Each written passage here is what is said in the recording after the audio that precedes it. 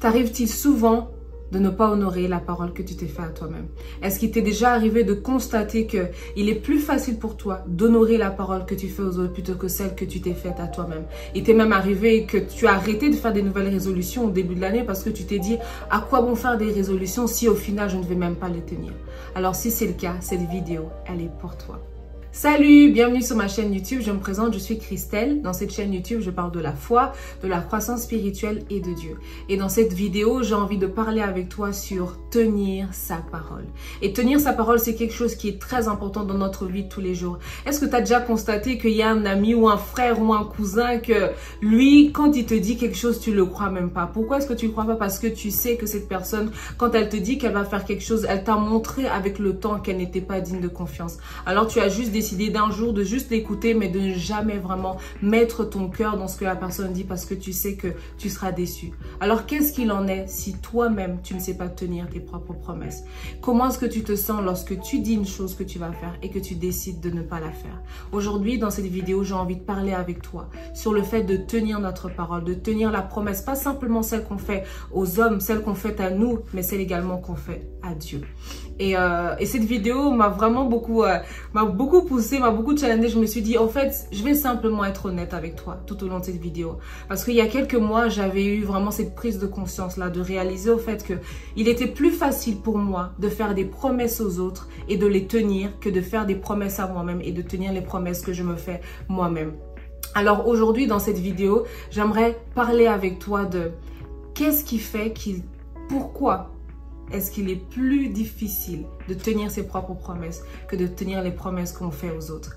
Et un jour, quand j'étais en train de me préparer et que j'étais en train de m'apprêter, j'étais en train de réfléchir à ça. J'ai dit, Seigneur, mais pourquoi est-ce que c'est difficile pour moi de tenir ma promesse que je me fais à moi-même? Mais que quand il s'agit des promesses que je fais aux autres, alors là, je donne corps et âme pour pouvoir les accomplir. Je ne veux absolument pas décevoir les personnes. Alors je me donne vraiment pour pouvoir faire ce que j'ai dit. Et Dieu m'a dit quelque chose qui m'a, jusqu'aujourd'hui, encore résonné en moi. Il m'a dit parce que tu es trop focalisé sur ce que les autres pensent de toi. J'ai dit quoi? Tu veux dire que je suis trop focalisée? Qu'est-ce que tu veux dire? Et tu connais parfois des moments où Dieu te dit seulement une chose comme ça. Et après, il s'attend, il ne dit rien. Et toi, maintenant, tu essaies de savoir, tu essaies de comprendre. Mais Dieu a dit quelque chose qui avait mis encore la lumière sur un aspect de ma personne qu'il voulait vraiment travailler.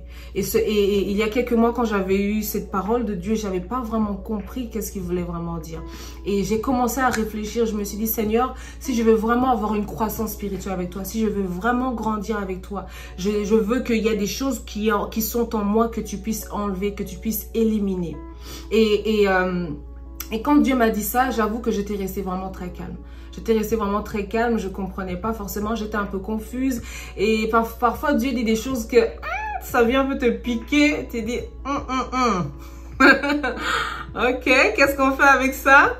Et dernièrement, j'avais même parlé de pouvoir gérer notre temps, du syndrome de l'imposteur. C'était vraiment comme si Dieu était vraiment en train de faire un travail à l'intérieur de moi. Comme j'avais dit, Dieu nous appelle à quelque chose de grand. Et donc, ça veut dire qu'il y a des mentalités à l'intérieur de nous que Dieu doit réellement travailler, que Dieu doit réellement briser pour qu'on puisse vraiment être totalement disposé et disponible pour lui. Et lorsque j'étais en train encore de repenser au fait que, ok, pourquoi est-ce que je tiens plus facilement les promesses que je fais aux autres que je les fais à moi, et que Dieu m'a dit, en fait, tu es focalisé sur ce que les autres pensent de toi, tu es focalisé sur ton aspect extérieur, sur ce que les autres vont penser de toi, mais à l'intérieur de toi, es-tu vraiment quelqu'un qui tient ta parole? Et lorsque j'étais en train de faire ce défi de lire la Bible en un an, j'ai eu à lire l'histoire d'une femme qui m'a beaucoup impressionnée sur le fait d'avoir tenu une promesse qu'elle a faite à Dieu. Cette femme, c'est une femme qui, pendant longtemps, pendant des années, a demandé à Dieu de pouvoir lui donner un enfant, mais n'arrivait pas à concevoir. La Bible dit même que c'est Dieu même qui empêchait qu'elle puisse avoir un enfant. Et elle n'était pas la seule femme de son mari. Son mari était marié avec une autre femme qui, elle, avait des enfants. Et cette femme-là était tellement méchante vis-à-vis d'elle qu'elle chaque année, quand ils allaient adorer Dieu, cette femme-là se moquait d'elle, elle lui envoyait des paroles méchantes, elle disait des paroles méchantes si fortes que cette femme était tout le temps pleurée, tout le temps était en train de pleurer, cette femme était triste. Et je crois que tu as eu à reconnaître cette femme dont je suis en train de parler, je parle de Anne. Anne était une femme qui a su tenir la promesse qu'elle a faite à Dieu. Anne était stérile, Anne n'arriverait pas à avoir d'enfant. Mais un jour, elle a prié Dieu. Elle a dit, Seigneur, si tu me donnes un fils, je te promets que cet enfant, je te l'offrirai à toi. Il te servira, il restera dans ta maison. Et Dieu, après que Anne a eu à faire cette promesse, qu'est-ce que Dieu a fait? Dieu lui a donné un enfant. Et cet enfant, elle a appelé le nom de Samuel. Et c'est cette histoire que tu trouves dans le livre de Samuel. Et cette histoire m'a beaucoup enseigné et m'a beaucoup bouleversée sur le fait de pouvoir tenir la parole que l'on s'est faite. Et avant de pouvoir te donner comment est-ce que tu peux tenir tes paroles, quels sont les éléments qui peuvent t'aider à pouvoir tenir ta parole, j'aimerais d'abord expliquer pourquoi est-ce qu'il est plus difficile pour nous de tenir notre propre parole que la parole que nous donnons aux autres. Pourquoi est-ce que c'est plus facile de respecter la parole que l'on fait aux autres que celle qu'on se fait à nous-mêmes? Comme je l'ai dit, premièrement, Dieu a dit que c'est parce qu'on veut maintenir une bonne image. On veut paraître comme quelqu'un qui est digne de confiance. Mais également aussi parce que c'est quelque chose en nous. On aime que les gens aient confiance en nous. Mais Dieu ne veut pas qu'on soit seulement quelqu'un qui se focalise sur l'aspect extérieur, mais Dieu veut qu'à l'intérieur, même toi, même quand les promesses que tu t'es faites, tu t'es dit que tu allais aller à la salle de sport. Donne-toi les moyens. Tu avais dit que tu allais lire ta parole, la parole de Dieu plus souvent. Donne-toi les moyens. Tu avais dit que tu allais avoir plus de temps pour prier. Donne-toi les moyens. Tu avais dit que tu allais arrêter cette chose-là que tu faisais pendant longtemps. Donne-toi les moyens. Ne sois pas seulement quelqu'un qui dit quelque chose devant des hommes et qui les tient parce que tu veux garder une bonne image devant les hommes. Mais décide d'être quelqu'un qui est intègre même lorsque personne ne te voit. Parce que ça, c'était ce que Dieu voulait m'enseigner. Christelle, quand personne ne te voit, ce que tu dis, que tu fais, est-ce que tu le fais vraiment? Et aujourd'hui, c'est ma question que j'ai envie de te poser. Est-ce que quand personne ne te voit, si personne n'est là, est-ce que tu ferais les mêmes choses que lorsque tout le monde était là? Ça, c'est une question que Dieu m'a posée et que je te pose aussi à toi aujourd'hui. Non pas dans le but de te condamner, mais dans le but de te conscientiser. Tenir sa parole, c'est être quelqu'un qui, à l'extérieur, tu fais aussi ce que tu fais aussi à l'extérieur, ce que tu fais à l'intérieur. Il ne doit pas y avoir une personne à l'extérieur et une autre personne à l'intérieur. Raison pourquoi est-ce que c'est plus difficile d'honorer la parole que tu as fait aux autres que celle que tu as faite à toi-même? Parce que à toi-même, tu as aussi développé comme un sorte de cycle, quelqu'un qui la procrastination. La procrastination, c'est un cycle. C'est un cycle que parfois il est difficile de briser. Et souvent, les gens qui ne tiennent pas leur propre parole ou la parole que eux-mêmes ils ont, c'est un cycle que tu as développé en toi, un cycle de oh, je dis une chose mais je ne le fais pas, ou bien je commence quelque chose et je m'arrête parce que je n'arrive pas à tenir ma parole. Il y a un cycle qu'il est important de pouvoir briser. Aujourd'hui, j'aimerais te conscientiser quel est le cycle que tu as développé à l'intérieur de toi qui fait que tu as du mal à pouvoir réellement tenir ta parole. Et les conséquences que lorsque tu ne tiens pas tes promesses, lorsque tu n'es pas fidèle à ce que toi-même tu dis, bah, ce qui va se passer, c'est que tu vas commencer à ne plus avoir confiance en toi. Parce que imagine si tu avais quelqu'un qui est proche de toi, qui te dit tout le temps quelque chose, mais qui ne tient pas sa parole, qu'est-ce qui se passe? Tu ne fais plus confiance à cette personne. Mais alors imagine maintenant ce qui se passe à l'intérieur de toi. Et c'est ça qui crée aussi parfois ce manque de confiance en nous. C'est qu'en fait, on ne se fait même plus confiance. Notre parole ne vaut plus grand-chose. Et ça, c'est quelque chose qu'il faut vraiment faire attention parce que notre parole, c'est la parole que tu entends le plus fort et c'est la parole que tu entends le plus. Mais maintenant, si tu ne crois même plus en toi, si tu ne crois même plus que tu es capable de faire certaines choses parce que tu ne sais pas tenir ta parole, c'est important qu'on devienne des personnes qui savent réellement tenir notre parole parce que ça aussi, ça construit l'estime de soi, ça construit la confiance en soi. Et j'aimerais vraiment pouvoir t'encourager à réaliser que tenir ta parole n'est pas seulement quelque chose de léger, mais c'est quelque chose de très important et qui est aussi révélateur réellement de notre personnalité. Pour honorer sa parole, il est important premièrement de réfléchir avant de parler. La Bible nous dit dans le livre de Ecclésiaste, le chapitre 5, le verset 1, dit ceci. Ne parle pas trop vite et ne te dépêche pas de faire des promesses à Dieu. Dieu est au ciel et toi tu es sur la terre. Donc, parle peu. C'est important pour nous de comprendre que avant de faire une promesse, avant de s'engager dans quelque chose, il faut réfléchir. Des fois, il y a des moments où on prend des décisions vraiment sur le coup d'une émotion. Parfois même, il y a des gens qui décident de ne plus parler à quelqu'un sous le coup de la colère. Des fois, tu dis cette personne, je ne vais plus jamais te parler ou ceci, je ne vais plus jamais faire cela. Ou bien, oh, je m'engage à faire ceci parce qu'il y a une sorte d'engouement. C'est important que lorsqu'on prend un engagement, de réellement réfléchir avant de parler. Même lorsque j'avais fait ce défi de lire la Bible en un an et que j'avais dit, je vais cette fois-ci, pour faire quelque chose de différent, je veux maintenant engager d'autres gens avec moi. Mais quel sacré... Quel sacré engagement, mais j'ai dit à Dieu, Seigneur, s'il te plaît, aide-moi à pouvoir accomplir cet engagement. C'est pas un engagement que moi je prends à la légère, parce que je comprends que si j'ai envie de grandir, si j'ai envie de connaître mieux Dieu, si j'ai envie d'avoir une intimité avec Dieu, il y a des engagements que je dois faire. Alors c'est pour ça que je dis que c'est important pour nous de pouvoir réellement réfléchir avant de nous engager lorsque nous faisons des promesses ou lorsqu'on s'engage à faire quelque chose. La deuxième chose, c'est d'être réaliste dans ses engagements. Ne t'engage pas dans quelque chose que tu sais qui sera difficile pour toi. Et tu sais, lorsque je lisais l'histoire de Anne, je me suis dit, mais comment elle a osé faire ce genre d'engagement? Mais Anne a su que si elle faisait ça, c'était déjà quelque chose de bon pour elle que Dieu avait fait, de lui accorder un fils. Et c'est ça qu'elle voulait. Et parfois dans la vie, il faut comprendre une promesse, c'est un engagement qu'on fait. Et qui dit engagement, dit aussi sacrifice. Ce que Anne a fait, c'était réellement un sacrifice. Donner son fils et venir le voir qu'une fois l'année lorsque vous venez adorer Dieu. Mais quel sacrifice! Mais c'est une personne qui a su tenir sa parole. Donc c'est super important de pouvoir s'assurer que ce que tu t'engages à faire, ce que tu promets de faire, la parole que tu te donnes de faire, que tu te dises, est-ce que je suis capable de pouvoir réellement accomplir cette parole, accomplir cette promesse? C'est très important.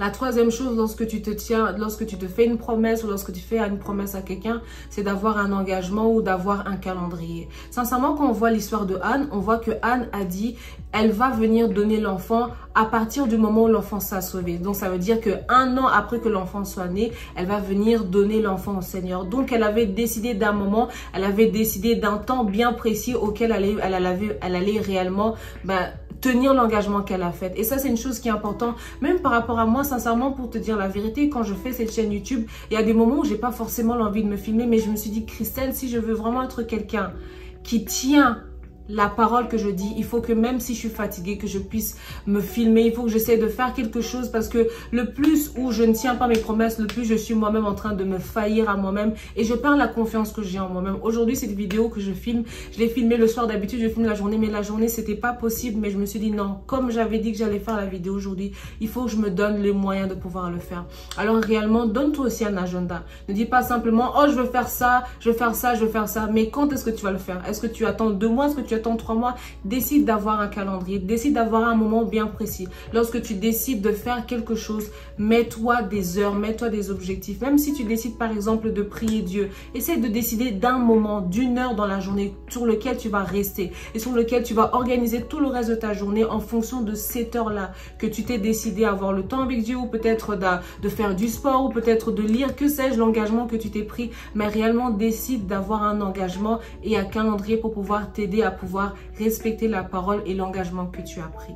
Quatrièmement, c'est important d'avoir une personne à qui tu peux rendre des comptes. Lorsque tu fais des engagements personnels, il n'y a personne à qui tu peux rendre des comptes. Donc, ça veut dire que tu sens qu'il y a un peu moins de pression. Personne ne m'a vu, même si je le fais. Si je ne le fais pas, bon, il y aura personne qui me voit. Mais il y a toi-même. Alors, si tu vois que parfois, c'est difficile pour toi de tenir certains engagements qui sont importants que tu fais pour toi-même, et quelqu'un à qui est-ce que tu peux rendre des comptes. Dans l'histoire de Anne, on voit que Anne, lorsqu'elle a pris l'engagement d'aller donner son fils après qu'il soit sevré, son mari était témoin de ce qu'elle a dit. Elle a dit, je viendrai pas cette fois-ci, mais l'année prochaine, je viendrai déposer l'enfant. Donc, elle avait quelqu'un à qui elle peut rendre des comptes. Moi, j'ai eu la possibilité d'avoir aussi...